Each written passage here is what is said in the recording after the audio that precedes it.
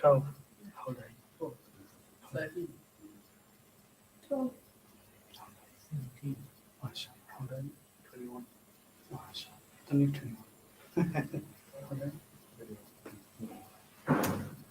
Best years of your life, man. 21. No. You can always go back to 21 years and 20 to 30. Beautiful years.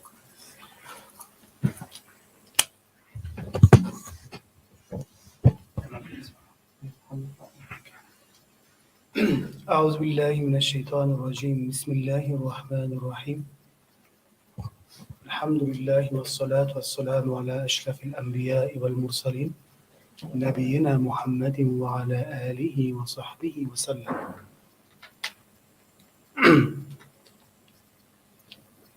Brothers, I've been told to talk about something really important, something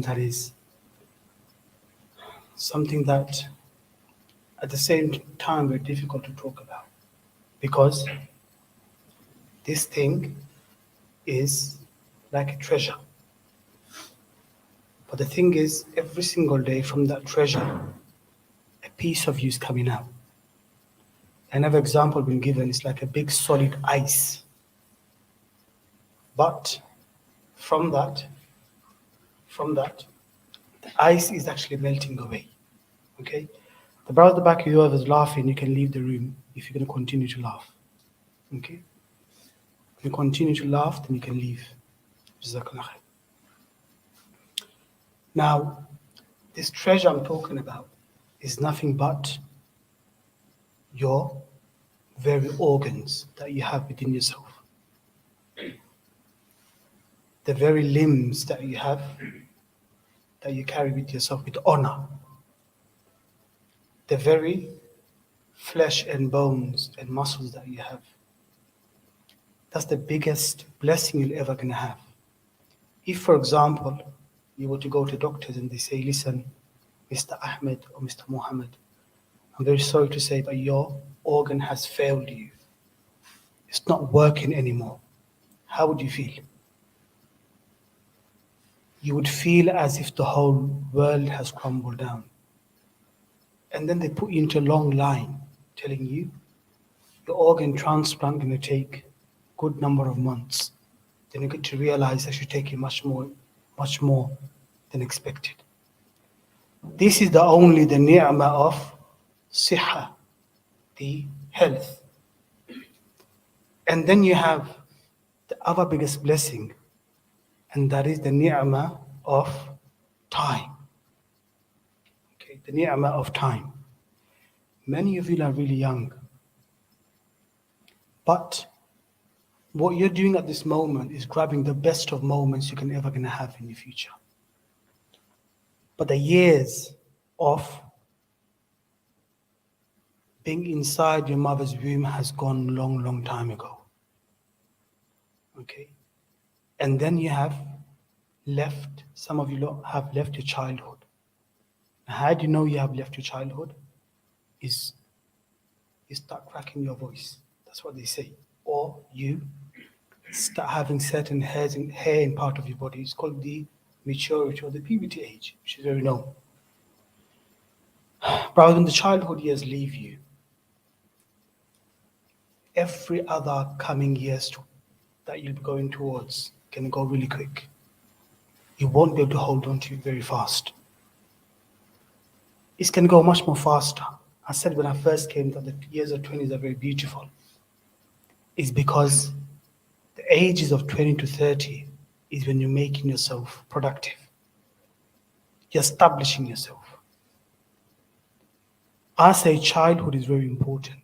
It's because you're creating the best of memories. It's going to either determine if you're going to be a confident person, if you're going to be a shy person, if you're going to be an introvert person, if you're going to be someone who will not going to suffer from the future trauma that may take place in your life. Now, the time is, we all know that the time and the health is something that the men of piety have always thanked Allah Azza wa Jal for. Even many non-Muslims before they die, they're always going to say, I had a very beautiful life. They will even say it themselves. Because time has allowed them to be successful in many areas. But for us as Muslims, time is one of those where فَإِن لَمْ تَقْتُلُهُ يَقْتُلُكَ. If you don't, time is it's like a knife. If you don't kill that time with the goodness, the time gonna kill you. Simple as. It's like a knife. You have to hold on to the time in such a way that the time doesn't trick you.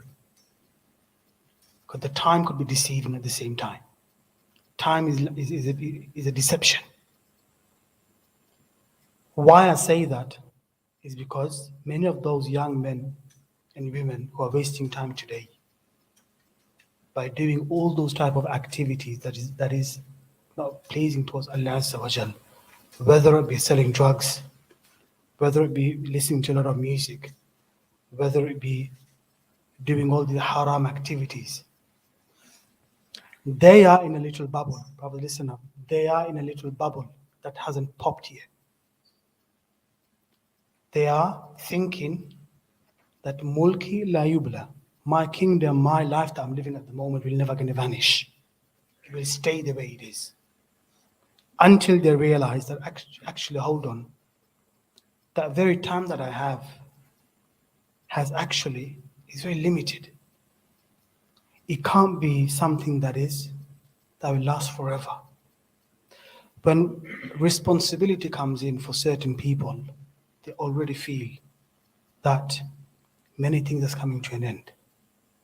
Responsibility of paying bills, responsibility of maintaining a family, responsibility of maintaining your elderly mother and father, which have the utmost highest degree of good deeds. Sometimes you get lost in those at that time that you're living at this moment. Brothers, we all have time. We all go back to time.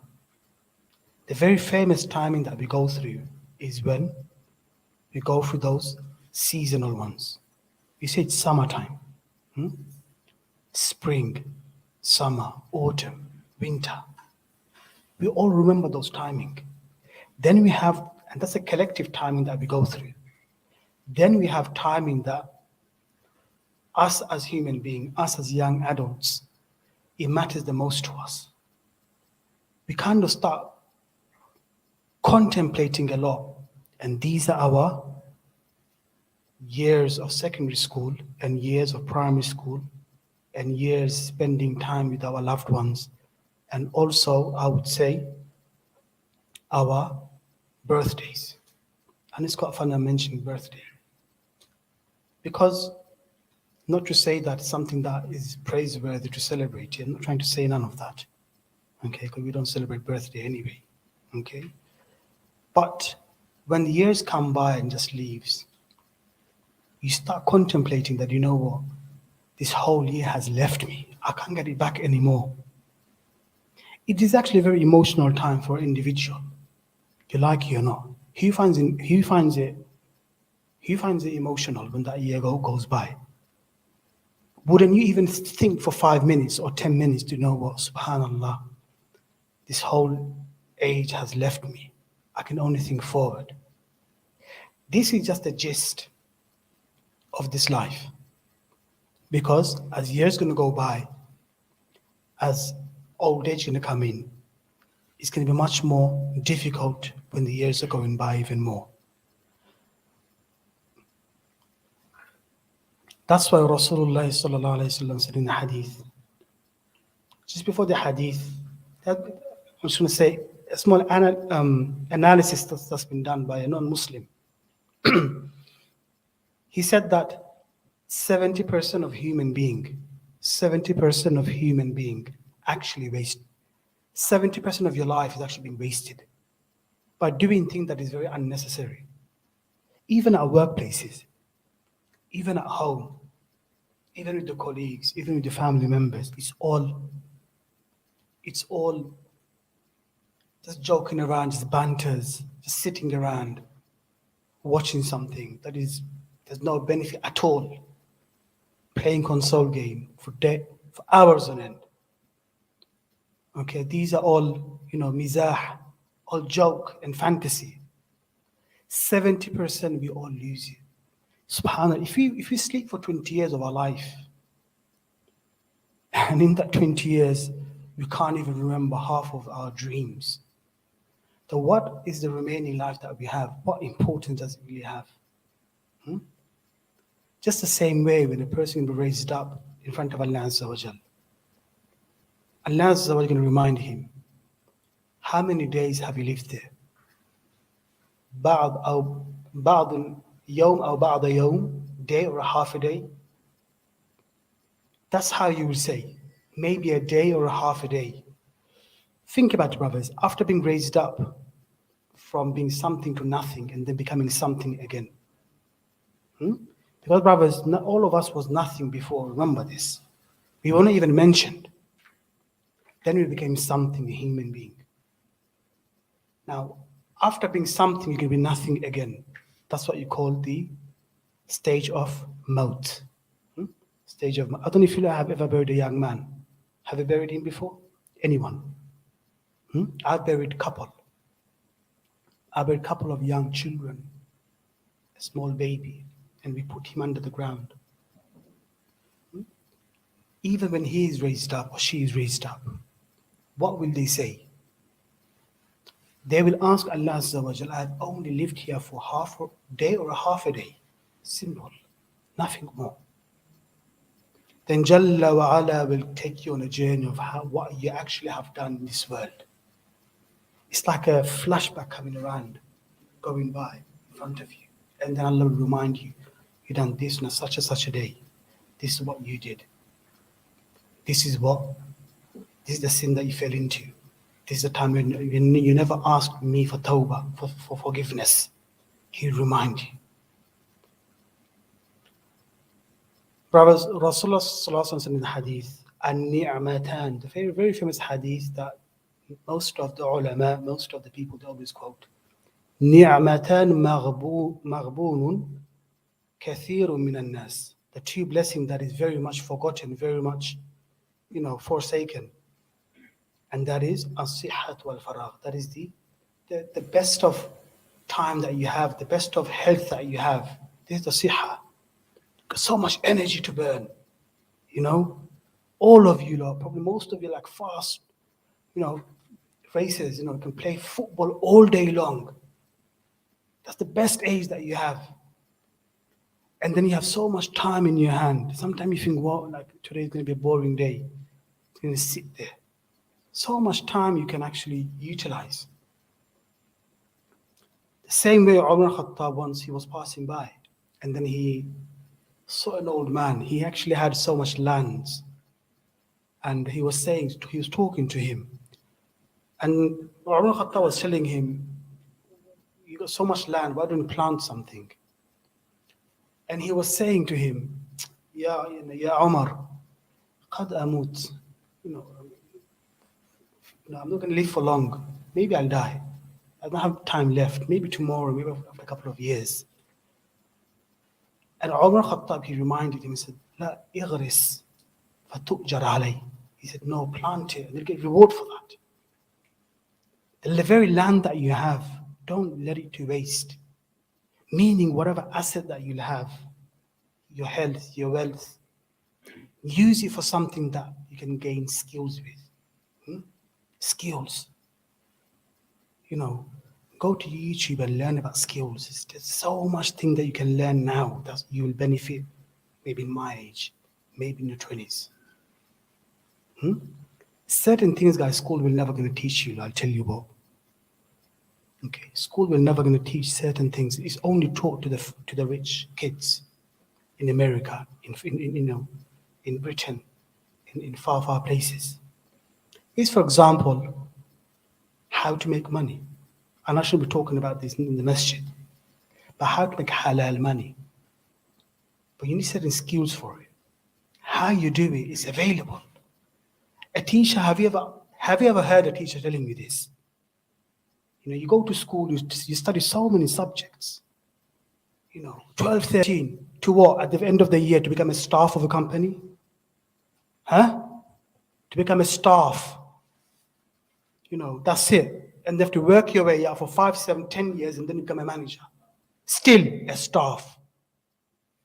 That's the time to use that in attaining those skills.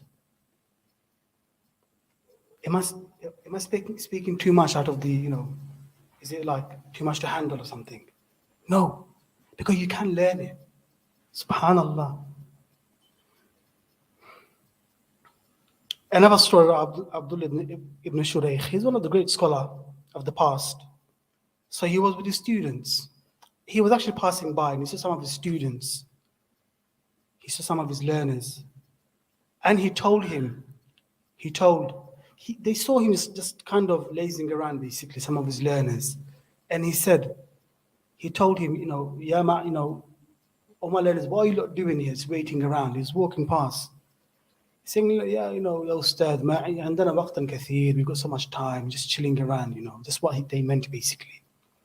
He said, Subhanallah, ألا تسمعون قول الله عز وجل. Have you not heard the recital of Allah عز وجل? فإذا فرغت فانصب وإلى ربك فارغب. فإذا فرغت فانصب. If when you are free, then use that time for worship. Use that time for something that is beneficial. وإلى ربك فارغب. And to your Lord have high hopes. Use your ego. Use your time and energy for something that is more beneficial than just sitting around and lazing around. Because, brothers, when you have so much time in your hand, the shaitan loves it. That's when the shaitan going to come and tell you, Ya Muhammad, Ahmed, you're just sitting around like a loser. Go out and see those friends. Look what they're doing. They're having so much fun. What the shaitan will do, brothers, is that they will glitterize that haram activity. It seems like something very beautiful. And then you start trying it. Everyone went through it. Many of the ex-road boys, they said the same thing. We don't have so much time in our hand. That's when we misled. That's when we became misguided. Because that time should have not been with those boys in the beginning. It should have been with the right boys, doing the right thing. Even if it means to being with my family members, I should have just been with them. But why was I out for? And then slowly, the young boy starts mixing around with other boys. And then he thinks so cool, so beautiful. And then slowly, he starts handling the wrong stuff, the wrong substances.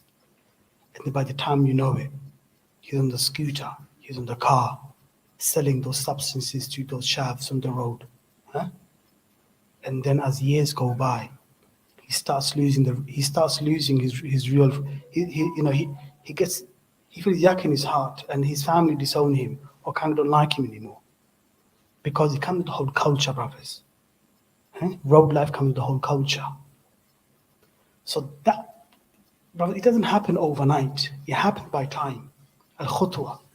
Jalla wa ala, that's why he said, وَلَا تَتَّبِعُوا خُطُوَاتِ الشَّيْطَانِ. Khutwa means step by step. A shaitan not going to come and tell you straight away, Ya Muhammad, ukfur. Disbelieve in Allah Azza wa Jal. No. He will first glamorize that thought in your head. Just the same way Adam alayhi salam, when he went to the tree. Okay, we don't know if it's an apple tree or not. We know it's a tree. He said, go and look at it. Go close to it. Don't do anything. اقترب إليه. Go close to it. انظر إليه. المنظر جميل. Beautiful, tree. And then as time went, he ate from the tree. فأكل منها. He ate from the tree. But the first of it was what? Just go and look at it. There's no harm in it. Just afsus, just a bit of a desire, just go and look at it. That's why the ulama, they say, whatever leads towards haram, don't even start it. If you know if you go to a certain area, you know you can do something bad, don't go next to it. Does it make sense? If you know you're going to be certain of your cousins, they are very wrong influence, or certain of your friends, he's too much, man. I can't go next to it. I can't be asked. Don't go. Because this is saddu zari'ah. This is where you're stopping. That's what the shaitan cannot, escalate the matter. And that's how you use your time. You look out for the hazard. Your driving test, hazard perception. That's what you do in your mind. It's always tapping.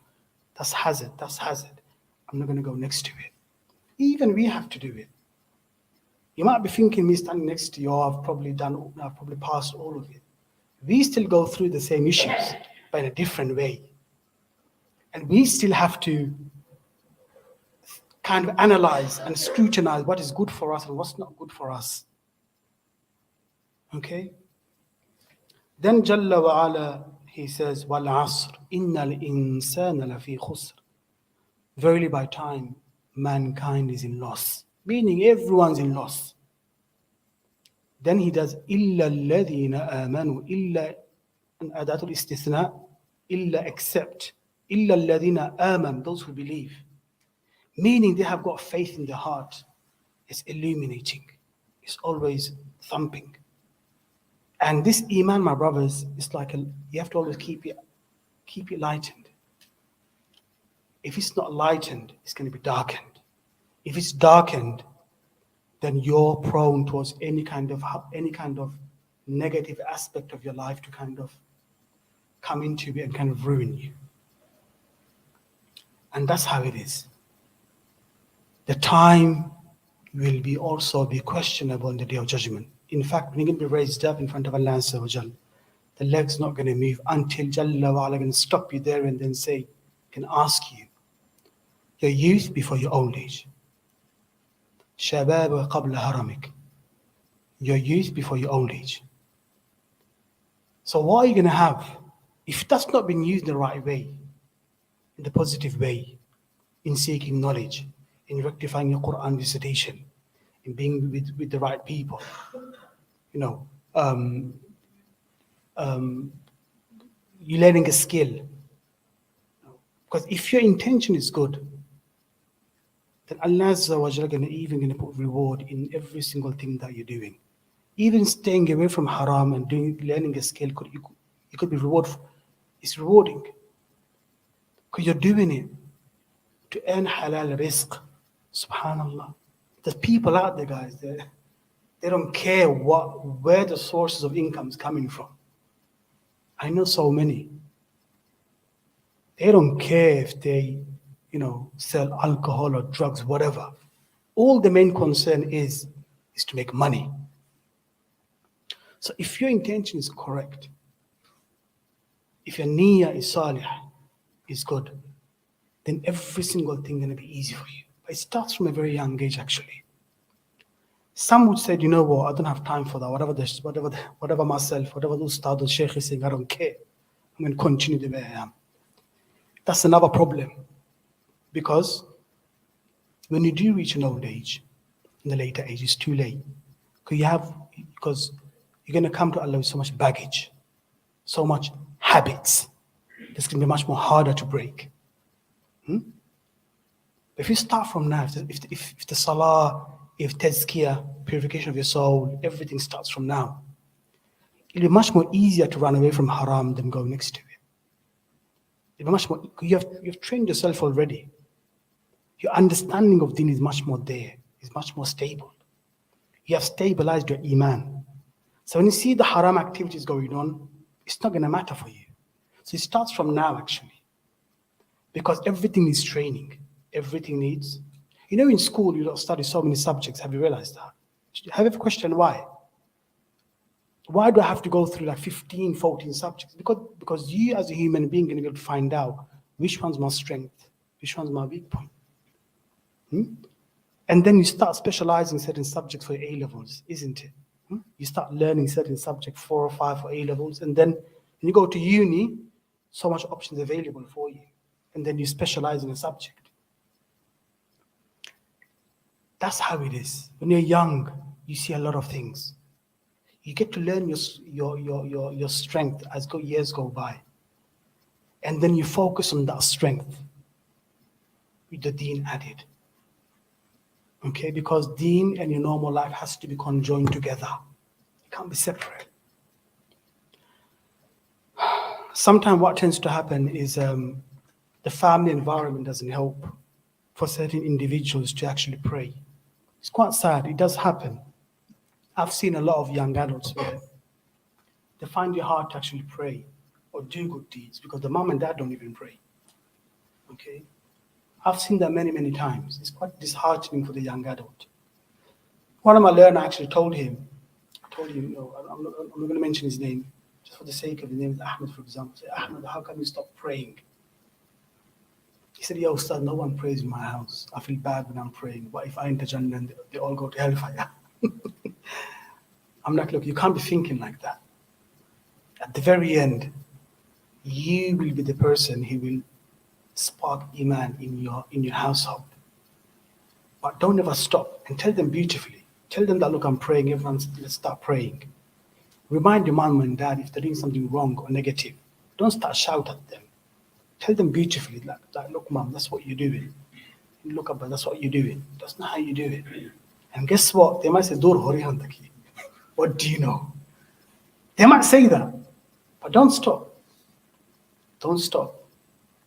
Because it's different when the son is telling you, Dad, you're doing something wrong. Okay? Parents, they take it differently. So be nice to them. Be humble towards them. Okay? And this will help you to actually achieve much more when you realize your siblings are with you in doing your salah, in purifying their hearts, in doing good deeds. Life becomes much more easier rather than being alone. And if you know deen much more better, then it becomes incumbent upon you, it becomes fard upon you to actually convey that beautiful message towards the family. You can't be having a sifa, a quality of kitman where you're just selfish. It's all for me. You have to convey the same message to your elders if you know it better. But remember something, is how you tell your parents, how you tell your elders, this can be very important. How much time? 5 minutes. All right, I just want you to add you lot in and tell me what are the things that can help you in utilizing your time. I want you to tell me. There's no point of me just talking and talking. Okay? Tell me something that you feel if you want to do more, it will help you to stabilize being on the right path. Okay? Because wrong path is much more easy to go into than the right path. Yes, sir. Subhanallah. Ya mashallah. Brothers, the dua is number one. Ya muqallib al-qulub wal-absar, thabbit qalbi ala dinik. Even the dua with your own language. Every one of you, say it in English. Transformer of one's heart. Make my heart firm upon your deen. Say it in English. Say it in your own language. In Arabic, Ya muqallib al-qulub wal-absar, thabbit qalbi ala dinik. Make my heart firm upon your deen. Allah Azza wa Jalla loves the young adults when they say that. Okay? So dua in the morning and evening. Don't ever let go of your dua. Everyone has to make dua. Even in sujood, in prostration, ask Allah Azza wa Jalla for patience and for thabat. So dua is one of them. Another one, you can tell me.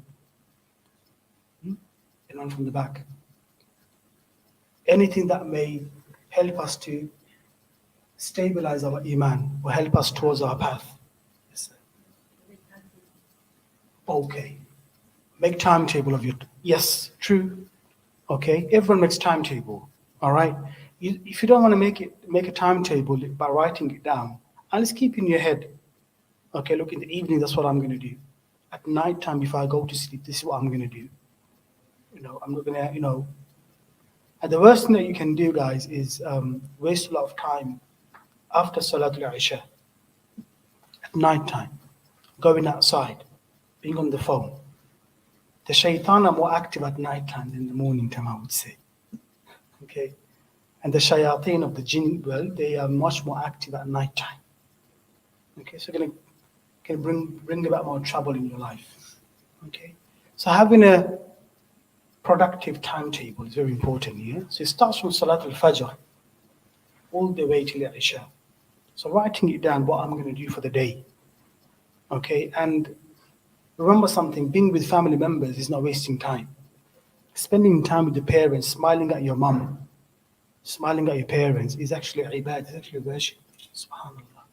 For those who are not living with the parents, they will understand what I'm saying. Making them happy and being good to them is also an ibadah. So don't think, I'm wasting my time being with my family. It's not true. Okay? Anything else? Anything else? Yes, sir.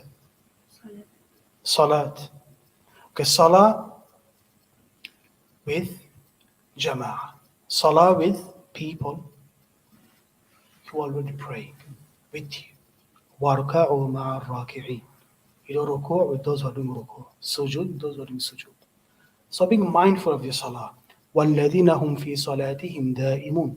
They are those who are very much consistent in salah. قَدْ أَفْلَحَ الْمُؤْمِنُونَ الَّذِينَ هُمْ فِي صَلَاتِهِمْ خَاشِعُونَ. Successful are the believers who are in salah always submissive. Finish. أقول قولي هذا نستغفر الله